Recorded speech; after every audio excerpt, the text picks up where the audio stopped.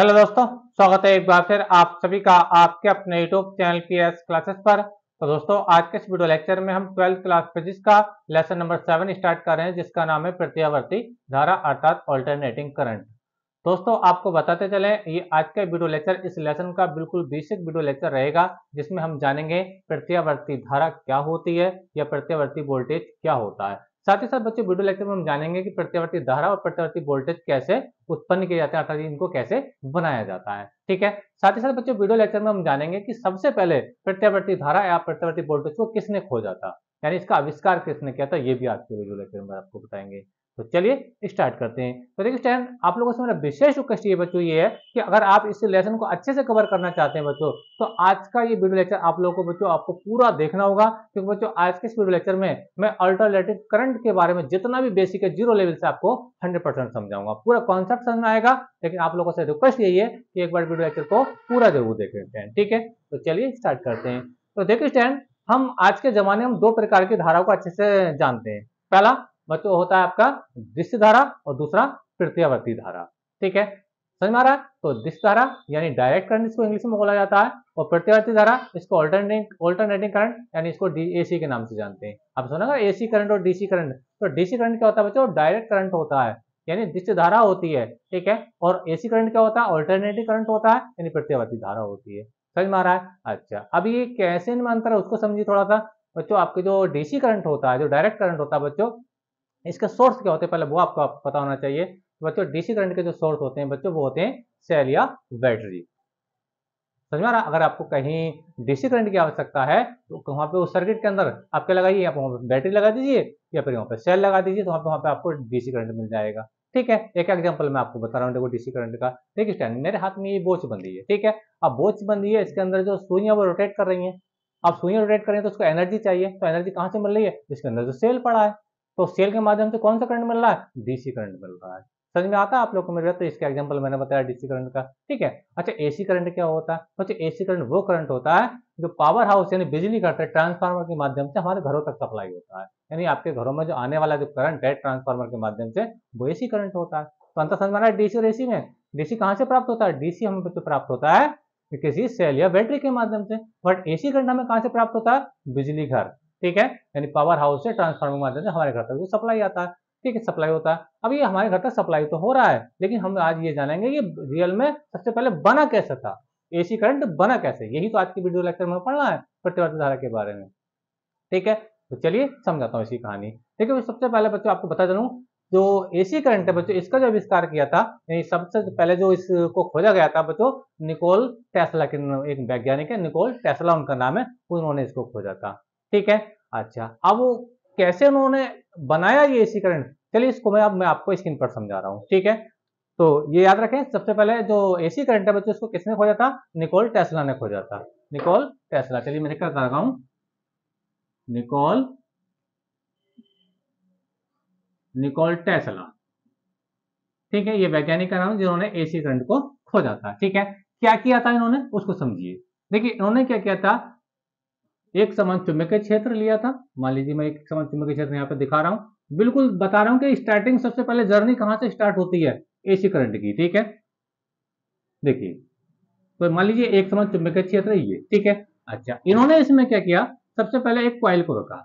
एक क्वाइल मान लीजिए मैं ये रख रहा हूँ, ये क्वाइल है। ठीक है, और ये किसी कंडक्टर वायर की बनी हुई है। ठीक है, ये। अच्छा, मान नाम दीजिए पी क्यू आर एस। ठीक है। अच्छा, और इसकी अक्ष दिखाना चाहोगे तो अक्ष दिखा दीजिए, इसकी अक्ष ये। ठीक है, और इस टाइप से इसको रोटेट करेंगे इस टाइम। ठीक है। अच्छा, तो अभी मैं बिल्कुल स्टार्टिंग में आपको बताता चलूं कि देखिए ये जो कॉइल मैंने रखी है पी क्यू आर एस, ठीक है, ये इस प्रकार से रखी है। ठीक है, जो चुंबकीय बल रेखाएं हैं आप देख पा रहे हैं, तो इसका जो कुंडली का जो प्लेन है, जो तल है, वो चुंबकीय बल रेखाओं के बिल्कुल समांतर है, बिल्कुल समांतर है। यानी कहने का मतलब ये है कि जो प्लेन का तल है और जो चुंबकीय बल रेखाएं, इनके बीच में कोई भी एंगल नहीं बन रहा है। समझ में आप लोगों को? यानी इस प्लेन से कोई भी चुंबकीय बल रेखा पास नहीं हो रही है।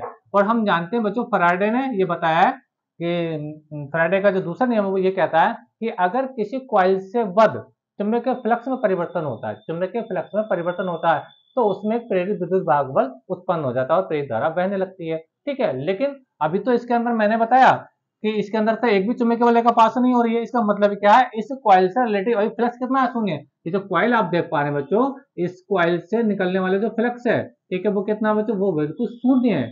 फ्लक्स होता क्या है, फ्लक्स होता है बच्चों एक समान चुंबकीय क्षेत्र में स्थित किसी तल के लंबवत गुजरने वाली चुंबकीय बल रेखाओं की संख्या। तो मैं आपको बता रहा हूँ कि अभी तो चुंबकीय बल रेखा एक भी इसको पास नहीं कर रही है, क्योंकि मान लीजिए ये, चलिए मैं ये हाथ में रहा है, ये कॉइल है ना, और ये इसके पीछे चुंबकीय बल रेखाएं जा रही हैं ऐसे करके। ठीक है, तो इनके बीच में अभी कोई भी एंगल बच्चों नहीं बन रहा है, कोई भी एंगल इसके बीच में अभी नहीं बन रहा है। ठीक है, यानी इस प्लेन से अभी कोई भी चुंबकीय बल रेखा नहीं पास हो रही है। इसका मतलब है कि इस प्लेन से जो निकलने वाला फ्लक्स है वो क्या है, अभी शून्य है। अच्छा, अगर मैं बच्चों इस कॉइल को ऐसे घुमाऊं, इस कॉइल को अगर ऐसे घुमाऊं, तो आप देखेंगे चुंबकीय बल रेखाएं इससे क्या हो जाएंगी, पास होने लगेंगी। ठीक है, क्योंकि अब ये रोटेट होना शुरू हो रहा है ना। अब जैसे ही बच्चों ये रोटेट होगा, ठीक है, तो आपने देखा कि पहले फ्लक्स कितना है, शून्य था, लेकिन अब तो फ्लक्स बढ़ेगा ना। कभी जैसे जितना जैसे घुमाते जाओगे तो चुंबकीय बल रेखाएं ज्यादा ज्यादा इसको पास करेंगी। और एक कंडीशन बच्चों ऐसी आएगी, जब इसका प्लेन का जो तल है वो चुंबकीय बल रेखाओं के लंबवत हो जाएगा, तो सबसे ज्यादा चुंबकीय बल रेखाएं इसको पास करेंगी। यानी कुछ समय बाद जब इस कॉइल को बच्चों हम ऐसे करके घुमाएंगे, ठीक है, तो होगा क्या, सबसे ज्यादा से ज्यादा इससे क्या हो जाएंगी, चुंबकीय बल रेखा पास होंगी। और उस समय क्या होगा, जब इसका फ्लक्स चेंज हुआ तो इसमें क्या होगा बच्चों, एक प्रेरित विद्युत भाग बल उत्पन्न हो जाएगा और इसके अंदर एक प्रेरित धारा बहने लगेगी। समझ में आप लोग को मेरी बात, एक बार फिर से रिपीट करो, मेरे को ध्यान समझे बच्चों। स्टार्टिंग में क्या है, ये जो कॉइल आप देख पा रहे हैं पी क्यू आर है, ठीक है, इसका जो प्लेन है चुंबकीय बल रेखाओं के बिल्कुल समांतर है, यानी इससे कोई भी चुंबकीय बल रेखा पास नहीं हो रही है। ठीक है, जब भी इससे कोई चुंबकीय बल रेखा पास नहीं हो रही है, तो इससे निकलने वाला नेट फ्लक्स है वो क्या है, शून्य है। फ्लक्स होता क्या, फ्लक्स होता है बच्चों किसी प्लेन के लंबवत गुजरने वाली चुंबकीय बल रेखाओं की संख्या। तो अभी ये दोनों पैरेलल है, चुंबकीय बल रेखा और ये प्लेन। ठीक है, तो कोई भी इससे चुंबकीय बल रेखा पास नहीं हो रही है, इसका मतलब है कि अभी नेट फ्लक्स कितना बच्चों, शून्य है। अब जैसे ही बच्चों हम इस कॉइल को रोटेट करते हैं, जैसे ही इस कॉइल को बच्चों हम ऐसे रोटेट करते हैं, जब ये घूमेगा चुंबकीय क्षेत्र में, तो आप देखेंगे इससे चुंबकीय बल रेखा पास होना शुरू हो जाएंगी। तो पहले फ्लक्स कितना था, शून्य था, अब फ्लक्स के बच्चों कुछ ना कुछ वैल्यू जरूर आ जाएगी। समझ में आप लोग को मेरी बात। ठीक है, तो यहाँ पर फ्लक्स क्या हो गया, चेंज होने लगा, पहले जीरो था, अब जैसे ही रोटेट करी तो फ्लक्स चेंज हुआ। और जब बच्चों किसी कॉइल से रिलेटिव अगर फ्लक्स चेंज होता है, तो उस कॉइल में क्या होता है, प्रेरित विद्युत भाग बल उत्पन्न हो जाता है और प्रेरित धारा बहने लगती है। समझ में आप लोग को मेरी बात। अच्छा, अब देखिए मैं उस प्रेरित विद्युत बाहुबल का डेरिवेशन यहाँ पे निकाल के दिखाऊंगा कितना आता है, और प्रेरित धारा जो इसके कारण बहेगी वो भी मैं आपको दिखाऊंगा उसका व्यंजक क्या आता है। तो चलिए स्टार्ट करते हैं। तो देखिए स्टैंड, मैं ये कह रहा हूं कि t बराबर जीरो पर, चलिए यहां समझाते हैं। देखिए t बराबर जीरो पर बात कर रहा हूं, ठीक है। तो t बराबर जीरो पर जो कुंडली का जो तल है, कुंडली का जो तल है बच्चों, चुंबकीय बल रेखाओं क्या समांतर है, क्या बच्चों, समांतर है। तो इस कंडीशन में जो फ्लक्स है बच्चों वो क्या है, जीरो, यानी से कोई भी चुंबकीय बल रेखा पास नहीं हो रही है। और जब वो नहीं हो रही है तो बच्चे इस कंडीशन में जो फ्लक्स होगा, यानी प्रेरित विद्युत भाग वाला वो भी क्या होगा, शून्य होगा, वो भी क्या होगा, शून्य। यानी इसके अंदर अभी कोई प्रेरित विद्युत भाग बल नहीं बन रहा है, कॉइल जो है बिल्कुल ये रेस्ट में रखी हुई है। ठीक है, अच्छा हम बात करें टी समय पश्चात, टी समय पश्चात, अभी तो हम इसको रोटेट करेंगे समय पश्चात, फिर क्या होगा। देखिए टी समय पश्चात, अब देखिए अभी इस टाइप से घूमना शुरू हुई तो कोई ना कोई एंगल बन रहा है, कोई ना कोई एंगल तो बनेगा। समझ में आप लोगों को मेरे, इसके अंदर घूमेगी, अभी तो थीटा जीरो है, लेकिन जब ऐसे का कॉइल घूमेगी तो थीटा बढ़ता चलाएगा, बढ़ता चलाएगा, और एक कंडीशन ऐसी आएगी, जब ये कॉइल इसके लंबवत हो जाएगी तो थीटा कितना हो जाएगा, 90 अंश हो जाएगा, चुंबकीय क्षेत्र के बीच में और इस तल के बीच में। ठीक है, और इस केस में इससे पास होने वाला जो फ्लक्स होगा वो सबसे ज्यादा होगा। समझ में आ रही है आप लोगों को मेरी बात। अच्छा, तो देखिए 30 समय पश्चात अगर हम देखते हैं तो क्या होगा, 30 समय पश्चात मान लीजिए कुंडली जो है थीटा कोण घूम गई, ठीक है, 30 समय पश्चात कुंडली कुंडली थीटा कोण घूम जाती है, थीटा कोण घूम जाती है, 10 20 30 40 जो भी थीटा घुमा हो, ठीक है, घूम जाती है। तब कुंडली से वध चुंबकीय फ्लक्स, चुंबकीय फ्लक्स, ठीक है। अच्छा, फ्लक्स का सूत्र क्या था, फाई बराबर क्या होता है बच्चों, फाई बराबर होता है V A cos theta, V A cos theta, ठीक है। अच्छा, अभी थीटा को जरा आपको समझना पड़ेगा बच्चों। देखो जब इसको हमने ऐसे घुमाया है तो ये किसी न किसी एंगल पे घूम रहा है, किसी न किसी क्या एंगल पे घूम रही है, ठीक है। यानी यहाँ पे जो कॉइल घूम रही है वो कौन से वेग से बच्चों, कोणीय वेग से घूम रही है, और जो वेग बच्चों क्या कांस्टेंट है। यानी ऐसा नहीं है कभी कुंडली तेज घुमा रहे, किसी आराम, कभी आराम से घुमा, बिल्कुल कांस्टेंट कोणीय वेलोसिटी से घूम रही है। यानी इसके अंदर जो एंगुलर मोमेंट है, एंगुलर वेलोसिटी है, बिल्कुल क्या, बिल्कुल कांस्टेंट है। यानी जो कॉइल घूम रही है बिल्कुल उसकी जो जो वेग है, घूमने का जो वेग है बिल्कुल क्या, बिल्कुल कांस्टेंट है। और जो वेग है बच्चों वो क्या, कोणीय वेग है, जिसको हम किस लिखते हैं बच्चों, ओमेगा से लिखते हैं। किस लिखते हैं, ओमेगा से लिखते हैं। तो यहाँ पे देखिए फार्मूला क्या बनता है थीटा में और ओमेगा में, फिर सूत्र होता है बच्चों, ये होता है ओमेगा बराबर होता है बच्चों, यानी कोणीय विस्थापन बराबर होता है, देखिए क्या होता है, कोणीय वेग बराबर होता है थीटा बटा टी, तो होता है बच्चों थीटा बटा टी होता है, जहाँ ओमेगा क्या, कोणीय वेग, जिस वेलोसिटी से ये घूम रही है कोणीय वेग है, ठीक है। और थीटा क्या है, थीटा है बच्चों कितने एंगल पे ये घूम रही है टी समय में, समझ में आ रहा है। तो अगर मैं यहाँ से मैं थीटा का वैल्यू निकालता हूँ बच्चों, थीटा इजिकल टू यहाँ से आएगा निकल के, थीटा इजिकल टू आएगा बच्चों ओमेगा टी आएगा, क्या आएगा, ओमेगा टी आएगा। समझ में आ रहा है आप लोगों को मेरी बात, याद रखें जो ओमेगा बच्चों इसकी कोणीय चाल है, जिस एंगल से ये घूम रही है और ये कांस्टेंट है, ठीक है। अच्छा आगे देखिए, अब देखिए ओमेगा की थीटा की जगह क्या लिखिए, ओमेगा टी लिखिए, तो बच्चों फाई बराबर हो जाएगा स्टैंड आपका बी ए कॉस ओमेगा टी हो जाएगा, ठीक है। यानी टी समय पर जब कॉइल घूमना शुरू होगी तो उससे कितना फ्लक्स लिंक हो जाएगा, फाई बराबर बी ए कोस थीटा के बराबर, कोस थीटा थीटा मतलब थीटा जब ओमेगा टी आ गया, इतना फ्लक्स से रिलेटिव हो जाएगा, ठीक है। टी समय पर चार्ज, जबकि स्टार्टिंग में टी बराबर जीरो पर जो फ्लक्स था वो कितना था, जीरो था, ठीक है। अब जब फ्लक्स चेंज हुआ तो वो जीरो से बढ़कर के इतना हुआ फ्लक्स, पहले जीरो था फ्लक्स, अब कितना हो गया, इतना हो गया फ्लक्स, तो इसमें क्या होगा, प्रेरित विद्युत भागबल उत्पन्न हो जाएगा, ठीक है। और फैराडे के नियम के अनुसार वो कितना होता है जरा उसको समझिए, तो ये हो जाएगा देखिए प्रेरित विद्युत भागबल लिखेंगे कुंडली से बद्ध प्रेरित विद्युत भागबल, या कुंडली में उत्पन्न, ऐसे तो ज्यादा बेटर लगेगा, कुंडली में उत्पन्न प्रेरित विद्युत वाहक बल, प्रेरित विद्युत वाहक बल क्या होता है, देखिए फार्मूला होता है ई बराबर minus d phi by d t होता है। अगर इसके अंदर कुंडली में फेरों की संख्या n है तो यहाँ पे बच्चों हम n भी लगा लेते हैं, क्या लगा लेते हैं, n लगाते हैं, जहाँ n क्या है, इस कॉइल में फेरों की संख्या है, ठीक है। अच्छा अब देखिए स्टूडेंट मेरे पास देखो फाई का मान तो मुझे पता है, तो मुझे फाई का मान यहाँ पे रख लीजिए, तो देखिए आगे लिखेंगे ये हो जाएगा माइनस के n, ये वाला n, और ये d अपॉन डी टी। अभी देखो फाई है, फाई का वैल्यू रख लीजिए, फाई का वैल्यू क्या बच्चों, बी ए कोस ओमेगा टी, क्या बच्चों, बी ए कॉस ओमेगा टी, ठीक है। अच्छा देखो यहाँ पे कुछ चीजें कांस्टेंट है, उसको हम बाहर निकालेंगे। देखो v बिल्कुल चुंबकीय से एक ही दिशा में चल रहा है, तो चुंबकीय कांस्टेंट है, वो उसको हम बाहर निकाल लीजिए। देखो a इस कॉइल का जो एरिया वो भी कांस्टेंट है, कॉइल ना तो ये फैल रही है ना ये सिकुड़ रही है, तो एरिया भी कांस्टेंट है, तो यानी b और a को बाहर निकाल लीजिए, तो ये फार्मूला हो जाएगा बच्चों माइनस, ध्यान समझे थोड़ा, देखिए मैं ऐसा बता रहा हूँ आप लोगों को, ये e बराबर हो जाएगा माइनस n पहले से था, ठीक है, और बी ए को बाहर निकालिए बी ए, ठीक है। अच्छा क्या बचा आपका d अपॉन डी टी बचा, d अपॉन डी टी, और ये बचा आपको बचा कोस ओमेगा टी, ठीक है। अब बच्चों देखो कोस ओमेगा टी का जो अवकलन करते हैं तो अवकलन करने पर आता है साइन ओमेगा टी, क्या था, माइनस साइन ओमेगा टी, क्या होता है बच्चों, माइनस साइन ओमेगा टी।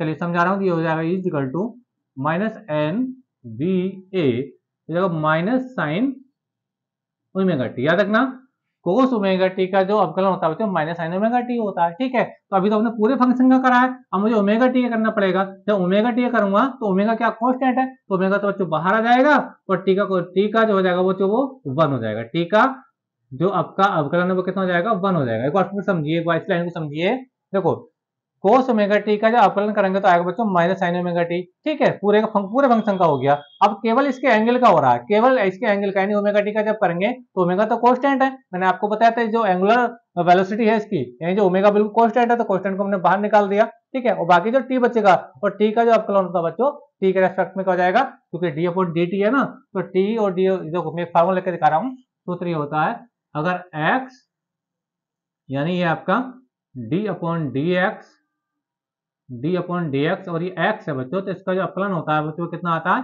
वो आता है बच्चों आपका, ये आता है बच्चों 1 के बराबर, किसका आता है बच्चों, 1 के बराबर आता है, ठीक है, डी अपॉन डी एक्स, ठीक है, और एक्स का करेंगे तो ठीक है। तो यहीं से देखो डी अपॉन डी टी है, और टी का करेंगे तो वो कितना हो जाएगा, 1 हो जाएगा, तो 1 को यहाँ लिखने का कोई फायदा है नहीं स्टूडेंट, ठीक है। अच्छा आगे देखिए, अब ये देखिए माइनस माइनस का तो प्लस हो जाएगा, ये प्लस बनेगा, तो ये हो जाएगा एन बी ए। अब देखिए ओमेगा को ले लीजिए आगे, ओमेगा माइनस माइनस तो प्लस हो गया, और ये बच्चा ये साइन ओमेगा टी का, चाहे साइन ओमेगा टी बना, ठीक है। अच्छा देखिए, अब देखो n क्या कांस्टेंट है, b भी कांस्टेंट है, a भी कांस्टेंट है और ओमेगा भी कांस्टेंट है। तो अच्छा इस कोई इतने सारा कांस्टेंट की जगह एक नया कांस्टेंट लगाइए, वो क्या होता है देखिए, ये होता है ये बच्चों ई नोट, क्या बच्चों ई नोट, ठीक है, और साइन ओमेगा टी, जहां ई नोट क्या बच्चों, जहां ई नोट है बच्चों अधिकतम प्रेरित विद्युत भाग बल, ठीक है, मैं लिखता हूं जहां ई नोट बराबर क्या बच्चों, एन वी ए ओमेगा, क्या बोलते हैं इसको, अधिकतम अधिकतम प्रेरित विद्युत वाहक बल, ठीक है। क्या कहा था ध्यान समझिए, ये जो एन बी ए ओमेगा आ रहा है ना, सारी कांस्टेंट वैल्यू थी, तो इसकी जगह मैंने क्या लिख दिया, यहाँ पे लिखा ई नोट, जहां ई नोट क्या बच्चों, ये अधिकतम प्रेरित विद्युत पावर को यहाँ रिप्रेजेंट कर रहा है, ठीक है। तो इसकी जगह मैंने एक नया कांस्टेंट लगाया, तो समीकरण हो जाएगी E is equal to E naught को मैंने इसको पहले कह दिया, और साइन ओमेगा टी बच्चे आपका सेम आ जाएगा, समझ में आ रही है। तो जो प्रत्यावर्ती धारा का जो विद्युत वाहक बल होता है, यानी जो प्रत्यावर्ती धारा विद्युत वाहक बल होता है, उसका फार्मूला कितना होता है, E is equal to E naught sine omega t, जहां ई नोट क्या होता है मैं आपको फिर से बता रहा हूं, E naught is equal to N V A omega, यानी अधिकतम प्रेरित विद्युत वाहक बल, ठीक है। अच्छा, अगर मैं ये कहूं बच्चों इस कॉइल में करंट कितना आएगा, उसका समीकरण क्या होगा, अगर मैं कहूं कि इस कॉइल का रेजिस्टेंस क्या हो, आर हो, क्या हो, आर हो, तो धारा तो मिलेगी जरूर, ठीक है। तो देखिए, तो लिखेंगे देखो, यदि यदि कुंडली का प्रतिरोध प्रतिरोध आर हो, तब कुंडली में धारा, कुंडली में धारा क्या होती है, देखिए आई इक्वल टू क्या होता है बच्चों, ये होता है बी अपॉन आर, ओम का नियम बताता ना, B I equal to B upon R होता है, तो बी की जगह क्या आएगा बच्चों, ई आएगा, क्या आएगा बच्चों, ई अपॉन आर आ जाएगा, ठीक है। आगे समझिए, अब देखिए आर तो आपका ये आ गया, ठीक है, नीचे वाला अब ई का मान लिख लीजिए, आर ये आएगा, ई का मान, ई का मान कितना था, ए नॉट साइन ओमेगा टी, ये बच्चों ई नॉट साइन ओमेगा टी, ठीक है। अच्छा, अब देखिए ये चीज देखिए, इसको ई नॉट अपॉन आर, ठीक है, इसको हम क्या लिख सकते हैं, इसको हम लिख सकते हैं ई नॉट अपॉन आर को बच्चों हम लिख सकते हैं आई नॉट, यानी अधिकतम धारा, मैक्सिमम करंट, ठीक है, समझ में आप लोगों को मेरा। तो ये बनेगा देखिए, ये हो जाएगा, इसको बोलेंगे हम अधिकतम करंट एंड मैक्सिमम करंट, अधिकतम धारा या धारा का शिखर मान, ठीक है। तो ये फार्मूला क्या बनेगा देखिए, आई इज इक्वल टू, अब देखिए ई नोट अपॉन आर को हम क्या लिखते हैं, आई नोट लिख लीजिए, तो ये आई नोट बनेगा, ठीक है, और ये क्या बनेगा बच्चों आपका साइन ओमेगा टी बनेगा, साइन ओमेगा टी, समझ में आ रहा है। तो ये जो समीकरण है बच्चों, ये प्रत्यावर्ती धारा का समीकरण है, और ये जो समीकरण बच्चों ये प्रत्यावर्ती वोल्टेज का समीकरण है, ठीक है। समझ में आ रहा है आप लोग को मेरी बात, कैसे आपने ये बनाया, तो डेरिवेशन आपको उम्मीद कर रहा हूँ आपको अच्छे समझ में आया होगा, ठीक है। तो याद रखना ये जो डेरिवेशन है बच्चों, ये प्रत्यावर्ती वोल्टेज का समीकरण है, और ये प्रत्यावर्ती धारा का समीकरण है, ठीक है। तो बच्चों आज के इस वीडियो लेक्चर में हमने जाना कि कैसे हम प्रत्यावर्ती धारा को बनाते हैं। इसका जो सीधा सीधा नियम ये होता है बच्चों कि जब हम किसी एक समान चुंबकीय क्षेत्र में किसी कॉइल को घुमाते हैं, तो कॉइल से लिंक होने वाले जो फ्लक्स है वो चेंज होने लगता है, और फ्लक्स के चेंज होने पर, ठीक है, फैराडे ने बताया है कि जब किसी कॉइल से वध या कॉइल से लिंक होने वाला जो फ्लक्स है वो चेंज होता है, तो कॉइल में प्रेरित विद्युत भाग बल उत्पन्न हो जाता है, और उसके अंदर क्या होती है, प्रेरित धारा बहने लगती है, ठीक है। अच्छा, तो सबसे पहले निकोल टेस्ला ने करा क्या था, इसको कैसे घुमाया था बच्चों, जो एसी जनरेटर वाली जो कहानी मैंने आपको बताई थी, तो इस कॉइल को बच्चे करते हैं एक झरने के नीचे रख देते हैं, कहीं नीचे, झरने के नीचे, ठीक है, यानी वाटरफॉल जो होता है, ठीक है। और जब इस पर हम पानी की धार को जब डालते हैं, ठीक है, तो कॉइल तेजी से क्या होती है, रोटेट करने लगती है, और जब जितनी ज्यादा रोटेट करती है तो उतनी जल्दी जल्दी फ्लक्स में परिवर्तन होता रहता है, और इसके अंदर प्रेरित विद्युत भाग बल उत्पन्न हो जाता है, और इसके अंदर धारा बहने लगती है। कहते हैं ना कि जो लाइट बनी पानी से बनी, पानी से कैसे बनी लाइट, वो ऐसी तो बनी है बच्चों, जब अल्टरनेटिव करंट बनाया गया था निकोल टेस्ला के माध्यम से, तो उन्हें सिस्टम क्या करता, इस कॉइल को दोनों ओर क्या था, चुंबकीय थे, एक एन ध्रुव एक एस ध्रुव बीच में रखा था, ठीक है। तो कॉइल को रखने के बाद में उन दोनों ध्रुवों के बीच में चुंबकीय क्षेत्र में, ठीक है, तो जब कॉइल पे वाटरफॉल कराया यानी झरना जब कराया, तो कॉइल यहाँ से घूमना इस टाइप से शुरू हुई, और जैसे इसके अंदर ये रोटेट करी, इसमें क्या हो गया, प्रेरित विद्युत भाग बल उत्पन्न हो गया, प्रेरित धारा बहने लगी, जिसे हम क्या होते हैं बच्चों, प्रत्यावर्ती धारा के नाम से जानते हैं। तो आई होप कि बच्चों आपको समझ में आया होगा कि प्रत्यावर्ती धारा कैसे बनाई जाती है, आविष्कार किया था निकोल टेस्ला ने, ठीक है। और प्रत्यावर्ती वोल्टेज और प्रत्यावर्ती धारा के समीकरण क्या आते हैं वो भी आपको समझ में आए होंगे। तो वीडियो लेक्चर कैसा लगा कमेंट करके जरूर बताइए, चैनल पर नए तो चैनल को सब्सक्राइब कर लीजिए, चैनल को सब्सक्राइब करने के साथ बेल आइकन का बटन जरूर दबाइए, ताकि मेरी आने वाली हर वीडियो का नोटिफिकेशन आप लोगों को समय से प्राप्त होता रहे। तो मिलेंगे नेक्स्ट वीडियो में, तब तक के लिए धन्यवाद, बेस्ट ऑफ लक, कमेंट करके जरूर बताइए वीडियो लेक्चर कैसा लगा, थैंक यू।